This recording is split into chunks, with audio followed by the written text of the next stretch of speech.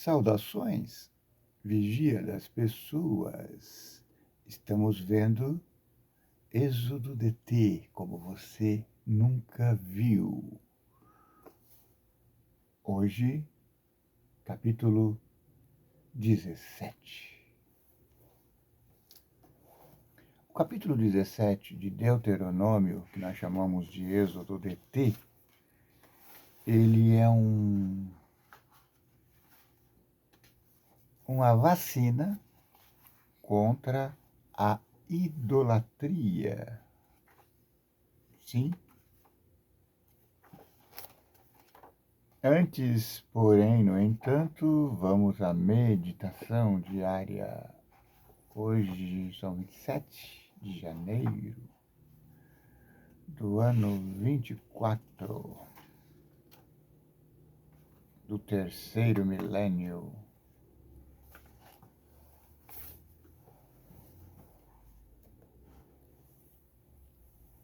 O comentário aqui fala sobre o poder da música. Antes de ler os comentários aqui, a gente vai falar.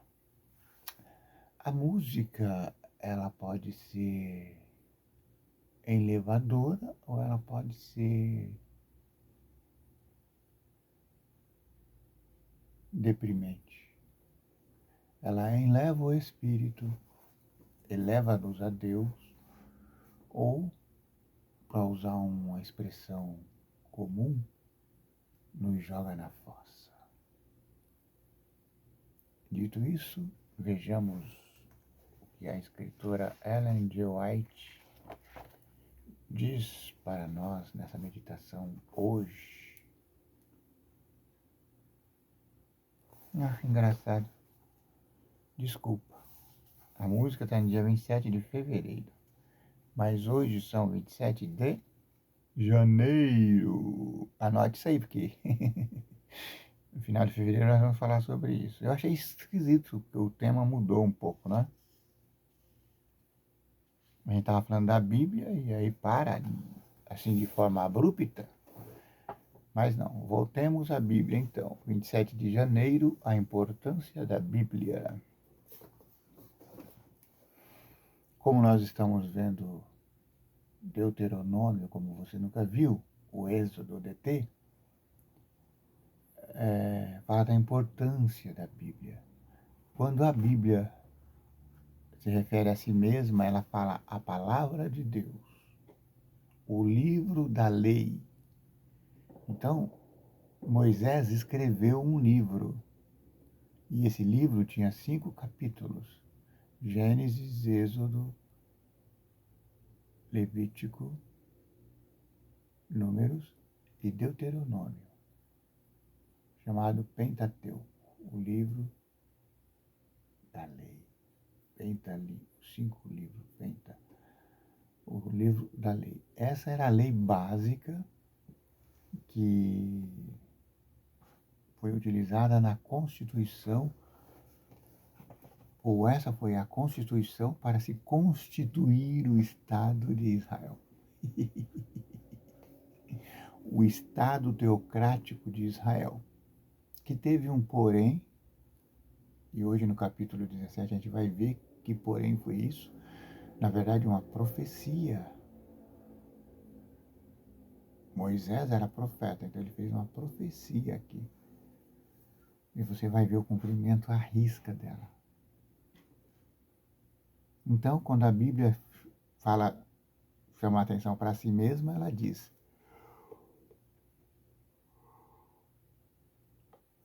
desculpa, leia a palavra. Eu não estou com sono, dormi demais essa noite. Demais não, suficiente. Dormi das 10 às 3 da manhã. Agora já são quase 5.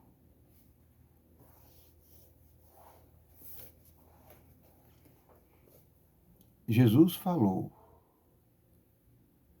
consultai as Escrituras, porque julgais ter nela a vida eterna, e de fato são elas que de mim testificam.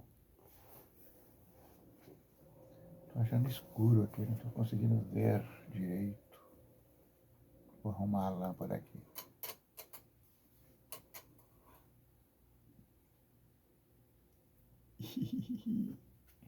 Agora as coisas ficaram mais claras.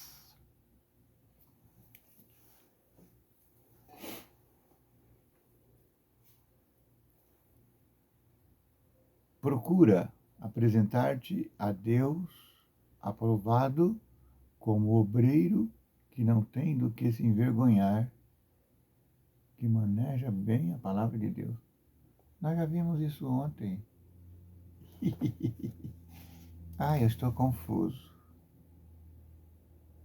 Então vou ter que ler o de dia 28, apesar de hoje ser 27.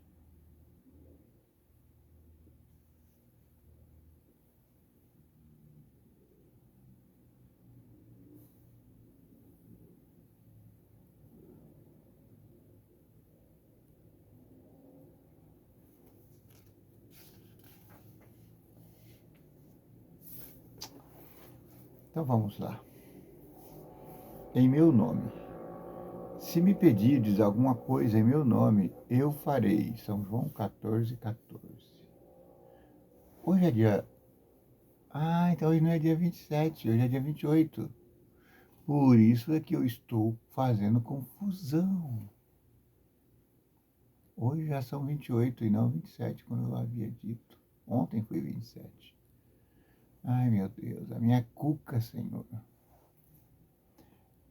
Os discípulos não estavam familiarizados com os ilimitados recursos e o poder do Salvador. Disse-lhes ele: Até agora nada pedistes em meu nome. Explicou-lhes que o segredo de seu êxito estaria em pedir forças e graças em seu nome. Ele estaria diante do Pai para fazer a petição por eles. A prece do humilde suplicante apresenta-a como seu próprio desejo em favor daquela pessoa. Toda sincera oração é ouvida no céu. Talvez não seja expressa fluentemente, mas se nela estiver o coração, ascenderá ao santuário em que Jesus ministra, e ele apresentará ao Pai sem uma palavra desalinhada, sem uma dificuldade de enunciação, bela e fragrante, com o incenso de sua própria perfeição. É isso. Derrame sua alma a Deus. Não se preocupe com as palavras. Você não precisa ter palavras bonitas, palavras, para abalar o sentimento de Deus. Não, Deus não se abala. Tudo que Ele pede é que nós nos voltemos a Ele e derramemos o nosso coração em lágrimas. Estava ouvindo um hino hoje de manhã.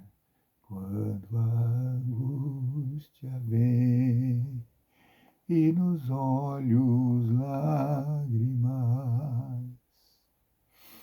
E aí num trecho diz: Deus sabe entender todo o seu proceder e vê que suas lágrimas são o seu falar. Aquela mulher que foi ao templo pedir um filho, não tinha palavras para dizer, ela só chorava e balbuciava assim. O sumo sacerdote olhou para ela e viu ela com aqueles trejeitos, pensou, essa mulher está bêbada. Então Ana respondeu: Não, meu senhor, não estou bêbada. Eu estou com o coração amargurado.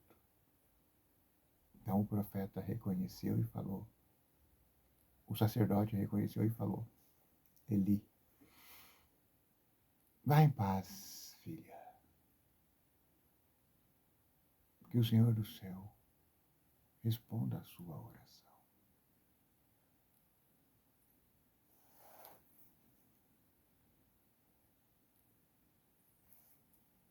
Em meu nome, ordenou Jesus aos discípulos que orassem. No nome de Cristo, seus seguidores devem subsistir diante de Deus. Está vendo?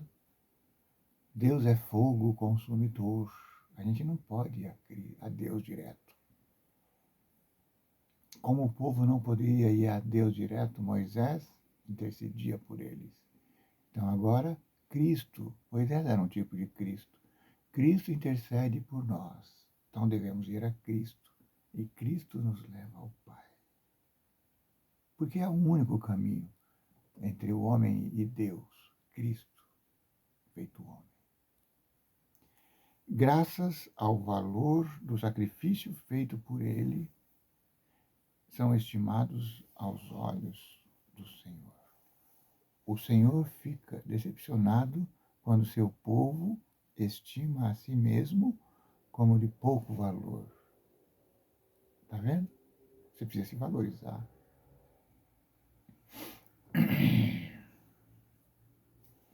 Deseja que sua escolhida herança se avalie segundo o preço que ele lhe deu. Deus a queria, do contrário, não enviaria seu filho. Em tão dispendiosa missão de a redimir, tem para eles uma utilidade e agrada-se muito quando lhe fazem os maiores pedidos a fim de que lhe glorifiquem o nome. Podem esperar grandes coisas se têm fé em suas promessas. Mas orar em nome de Cristo significa muito. Quer dizer que havemos de aceitar-lhe o caráter, manifestar-lhe o Espírito e fazer suas obras. A promessa do Salvador é dada sob condição: se me amardes, diz, guardarei os meus mandamentos. Que mandamentos? Êxodo 20, Deuteronômio 5. Deuteronômio é a repetição. Então, Êxodo 20, DT. Êxodo 20, Êxodo DT 5. Ele salva os seres humanos, não em pecado, mas do pecado. Viu a diferença? Quando você vem a Deus, está cheio de pecado. Eu estou abarrotado de pecado. Mas Deus me livra do pecado, não no pecado. Entendeu a nuance, diferença? Deus nos livra do pecado, nos tira do mal, não no mal. Ninguém chafurdado na lama vai entrar no céu. Deus nos livra da lama, não na lama. Ele nos banha com seu sangue. E uma vez tornado alvo mais que a neve, alvo mais que a neve. Então estamos limpinhos para entrar nas mansões celestiais.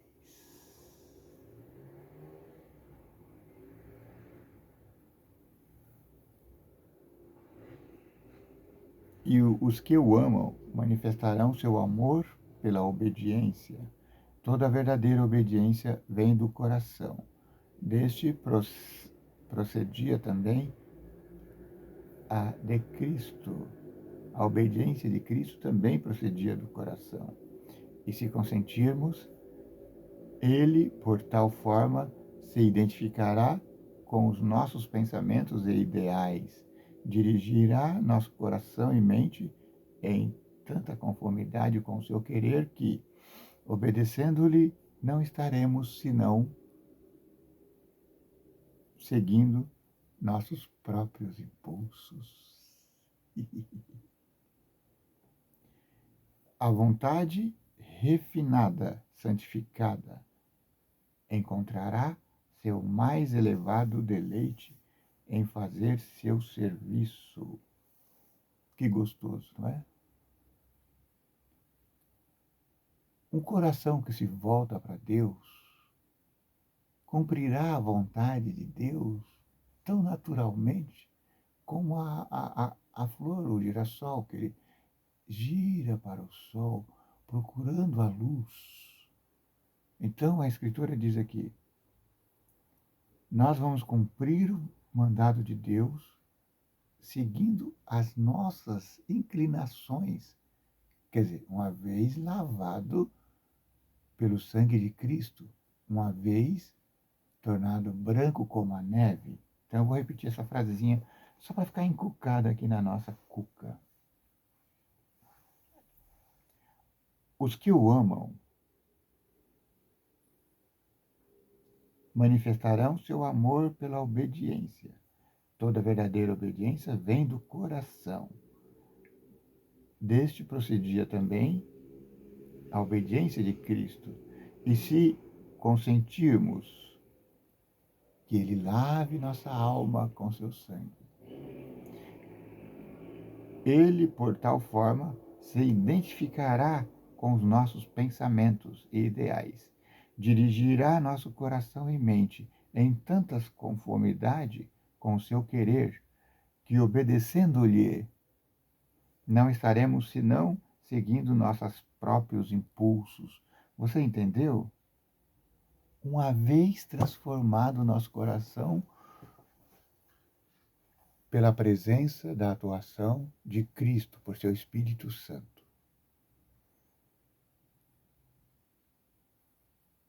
a tendência de obedecer será natural, será como se fosse nossa vontade.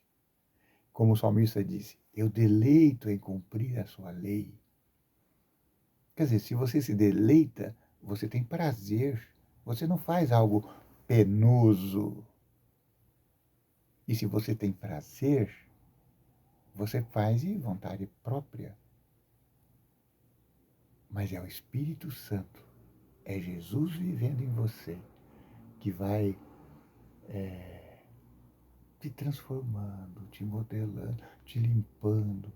Então, você faz a vontade de Cristo e sentindo como se estivesse fazendo a sua vontade. Entendeu? Como diz o apóstolo, a minha vontade é obedecer ao que ele manda. O apóstolo audacioso disse, sigam a mim, porque eu sigo a Cristo.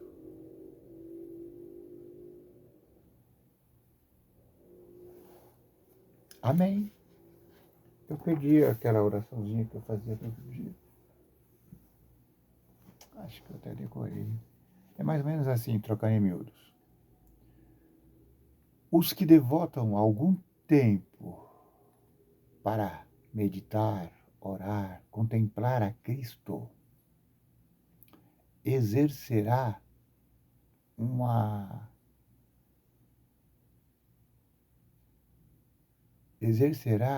grande influência a todos aqueles que o cercam. Então, o seu deleite será viver em princípio. O seu deleite será contemplar o céu. O seu deleite será amar a Deus e todas as criaturas deles. Amém. Muito bem, vamos ao ponto-chave. Como eu te disse, nós... Não é o ideal, mas é a única coisa que eu achei aqui. Nós vamos pegar a palavra de Deus, santa palavra de Deus, e vamos meditar. O canal Vigia das Pessoas se deleita em meditar na palavra do Senhor. Vamos procurar aqui Êxodo DT, como você nunca viu. Ai, abri Jó sem querer. Aí deixa eu só ler um pedacinho de Jó. Por favor, não fique bravo comigo. Eu adoro o livro de Jó. Jó capítulo 7. O homem vive na terra cumprindo um serviço militar. Os seus dias são como os dias do diarista. Tal qual o escravo, ele suspira pela sombra, e como diarista, espera pelo seu salário. Jó vai lamentando, como é laboriosa a vida, vai trabalhando, trabalhando, trabalhando. Parece até um serviço militar, parece que ele está cumprindo o seu diário ali no exército. E aí vai falando, vai falando, vai falando. Então, em quem que ele está em mente? Ele está pensando no soldado que fica na guarita, observando tudo. Aí ele fala, enquanto o homem trabalha, Deus fica observando e nos escrutinando. E aí, para encerrar, no verso,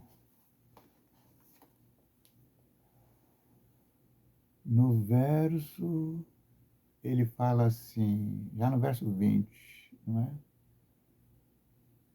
O que é o homem para fazeres tanto caso dele, para fixares sua atenção sobre ele?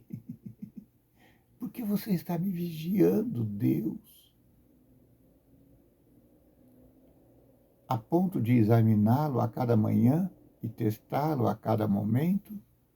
Por que não paras de me espionar? Por que não para de me vigiar? Deixando-me ao menos engolir a saliva? Deixe-me em paz. Caso eu tenha pecado, o que foi que eu te fiz? Ó espião da humanidade. Eu acho linda essa passagem, linda, linda, linda. Na versão da linguagem de hoje fala, ó vigia das pessoas. E esse verso inspirou o título do canal, Vigia das Pessoas. Sem delongas, já gastei demais, vamos ao Deuteronômio, capítulo de... tá aqui, ó, meditaçãozinha que eu falei. Os que põem toda a armadura de Deus e devotam algum tempo, cada dia, meditação, oração e estudo das Escrituras, estarão em ligação com o céu e terão uma influência salvadora, transformadora sobre os que os cercam. Pensamentos elevados, nobres aspirações, claras percepções da verdade e dever para com Deus serão seus. Ansiarão por pureza, luz, amor, por todas as graças do novo nascimento. Amém. Capítulo 17 de Deuteronômio, ele fala sobre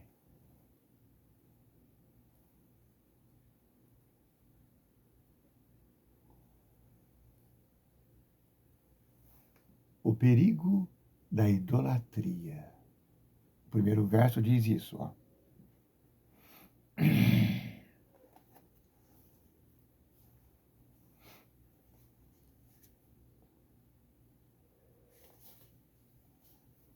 Eu falei 16, não, é 17, tá, gente?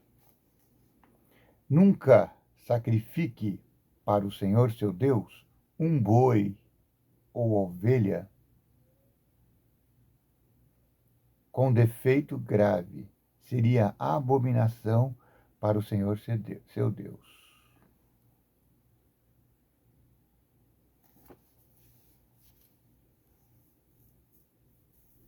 Trocando aqui em miúdos.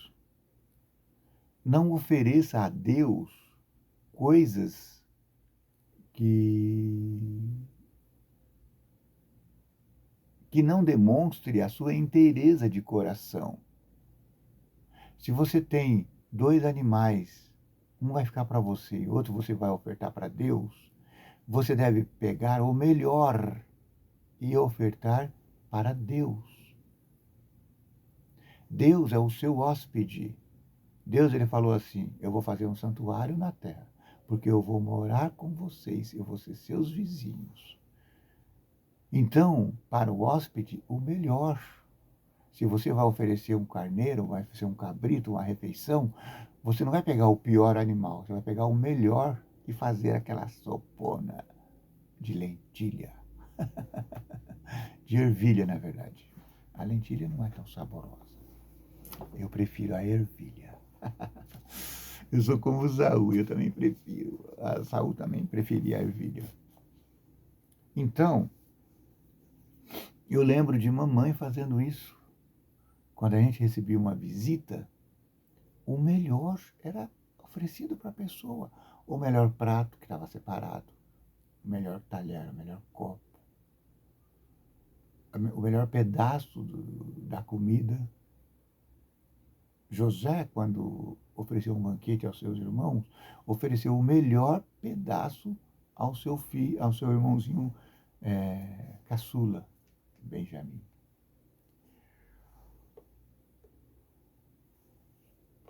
Então, é assim que começa o capítulo 17 de Êxodo DT.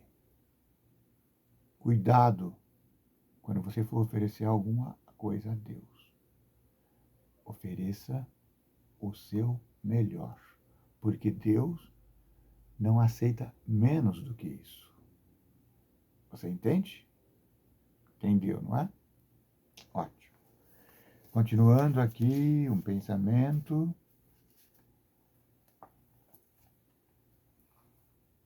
Esse pensamento está me inculcando aqui a cabeça. Eu vou falar, eu não sei se eu estou exatamente certo. Nunca vi ninguém falar sobre isso, mas deu vontade de falar agora. Eu vou falar e depois a gente pode pesquisar para ver se eu estou certo ou se eu errei muito. Quando aquela prostituta foi levada aos pés de Cristo, eles disseram: a lei de Deus exige que ela seja apedrejada. A prostituta foi levada ali. Assim, se eu estiver pecando, me perdoe.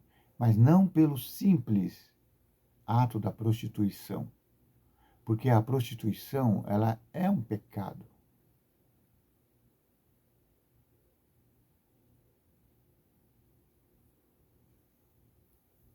Como é que eu falo isso sem pecar, Senhor? Mas a prostituição, ela é um pecado não tão grande quanto se nos parece. Parêntese. Quem procura os prostitutos pecam mais do que eles. Fecha o parêntese. Você está entendendo o que eu estou tentando dizer? Então, quando eles levaram a mulher aos pés de Cristo para apedrejá-la, ela não estava sendo condenada simplesmente pela prostituição. Possivelmente, ela tenha participado de rituais idolátricos. Esse é só um pensamento que me passou aqui. Na verdade, é mais uma pergunta do que uma explicação.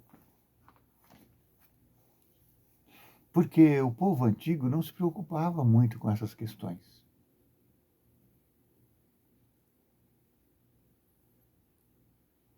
Os prostitutos viviam em paz, aspas aí, tá?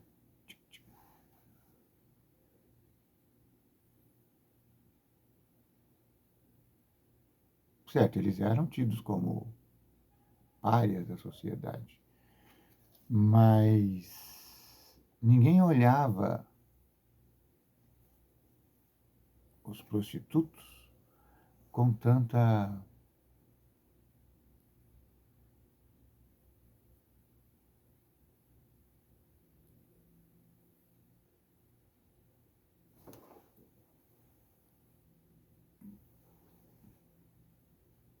distância como é apresentado nesse capítulo, nesse episódio. A não ser quando se tratasse de idolatria, quando a prostituição era feita como rituais aos deuses pagãos. Mas isso aqui, deixa isso reservadinho assim, tá? Não coloca um parentão grande. Guarda tudo isso aí e vai ficar como objeto de estudo. Continuando aqui. Ele fala assim,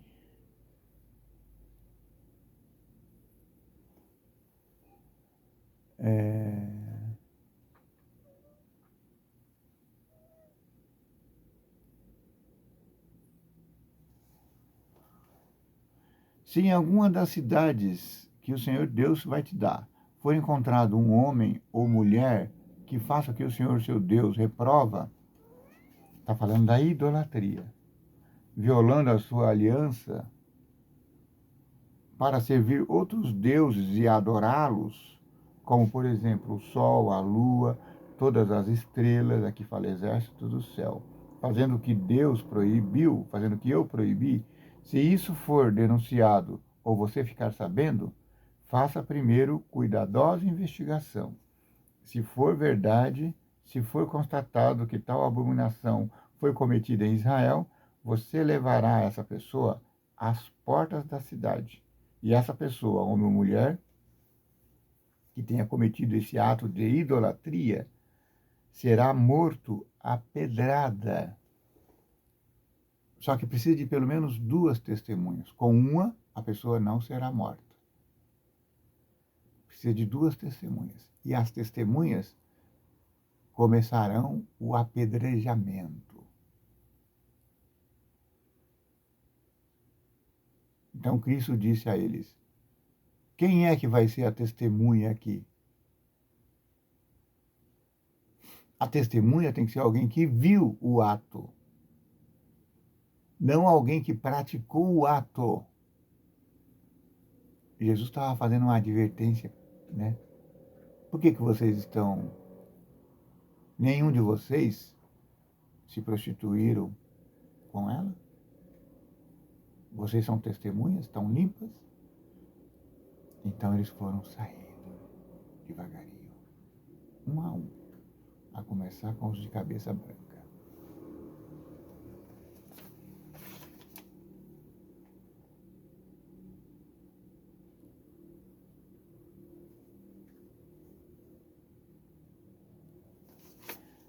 E aí, ele fala ainda da criação de um tribunal superior, seria um STF.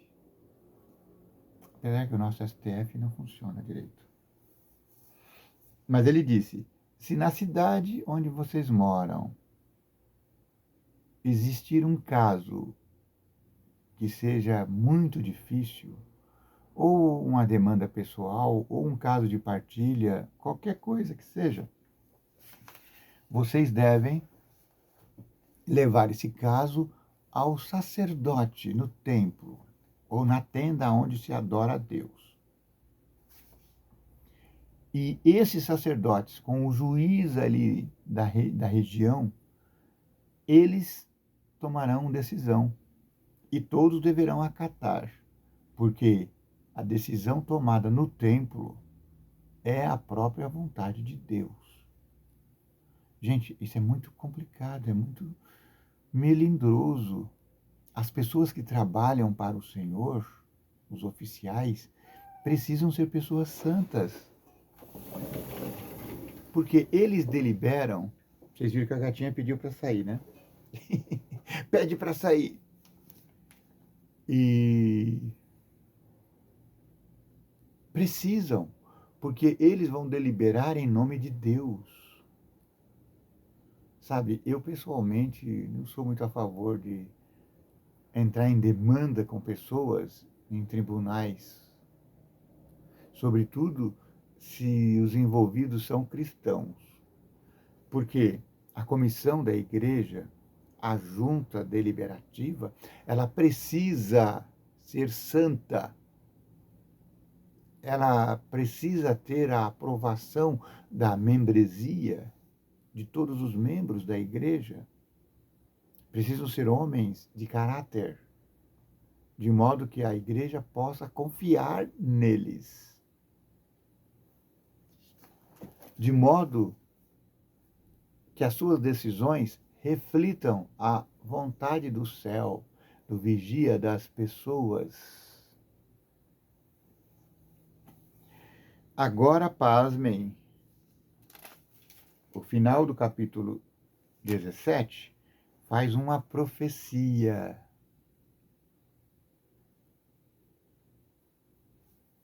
Eu vou ler para você entender. Eu poderia explicar também.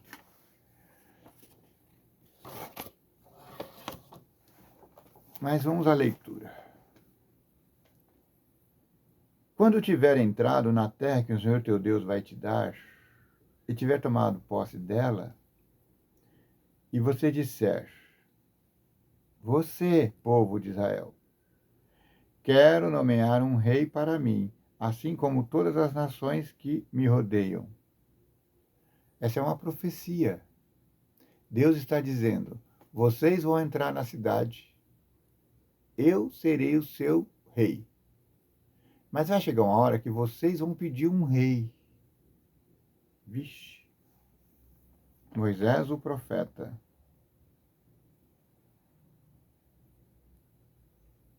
Então, nesse caso, vocês vão nomear para si um rei que tenha sido escolhido por Senhor. Um de seus irmãos é que você nomeará como seu rei. Não poderá ser estrangeiro. O rei não deverá multiplicar cavalos para si. Não deverá ter muitos cavalos. Não deverá ter muito ouro. Não deverá ter muita riqueza. Não deverá ir ao Egito comprar cavalos, porque vocês saíram do Egito à terra de servidão. Não queiram voltar lá. E eles pisaram, fizeram tudo isso. Fizeram até aliança com o Egito. Que ridículo.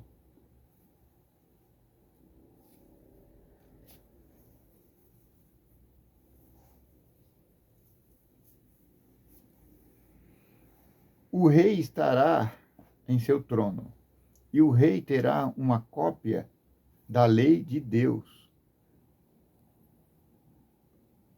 escrita pelos levitas. Ele ficará sempre com essa lei e lerá todos os dias de sua vida, para que aprenda a temer a Deus, observando todas as palavras da lei de Deus, obedecendo. Gente, isso aqui é muito tremendo. Deste modo, ele não se levantará orgulhosamente sobre seus irmãos, nem se desviará desses mandamentos, nem para a direita, nem para a esquerda.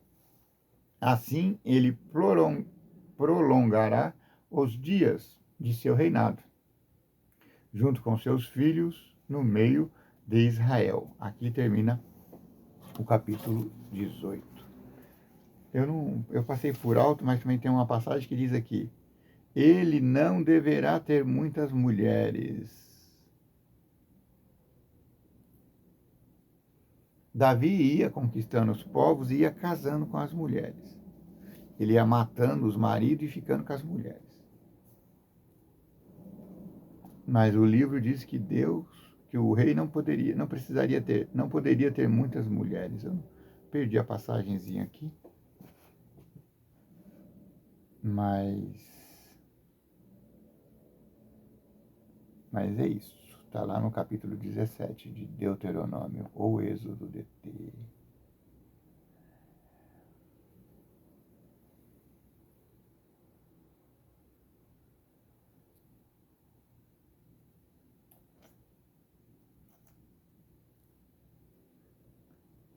Não achei aqui, mas tudo bem.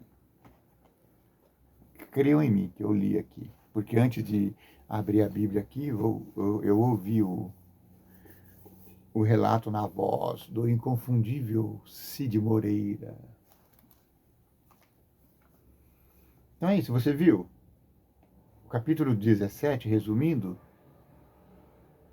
ele fala: fuja da idolatria.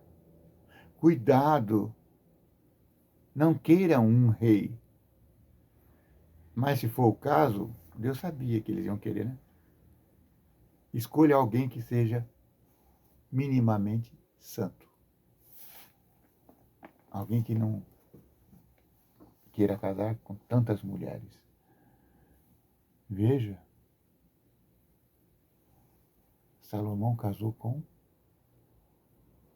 1000 mulheres. Não dá nem para imaginar isso. Tem mulher que ele nunca viu. Davi também teve muitas esposas. casou com Abigail. Abigail acho que era a mulher do Nabal. Depois casou com... Fugiu o nome da mulher, mas é a esposa de Urias. Casou com a filha do rei. Tinha muitas mulheres. Davi também tinha muitas mulheres. Muito bem, graças a Deus. Por hoje está. Mais tarde, se der coragem, eu posso fazer o capítulo 19. Né? 17, né? Ai, eu tô meio confuso. Ai, Senhor. Obrigado por sua atenção. Considere inscrever-se no canal. Considere compartilhar essa palavra com alguém. Considere dar o seu curtir. Gostei. Que o vigia das pessoas te abençoe. Que o vigia das pessoas te guarde. Que o vigia das pessoas tenha misericórdia de ti. Que o vigia das pessoas faça resplandecer o seu rosto sobre ti. Que o vigia das pessoas tenha misericórdia de ti e te dê paz.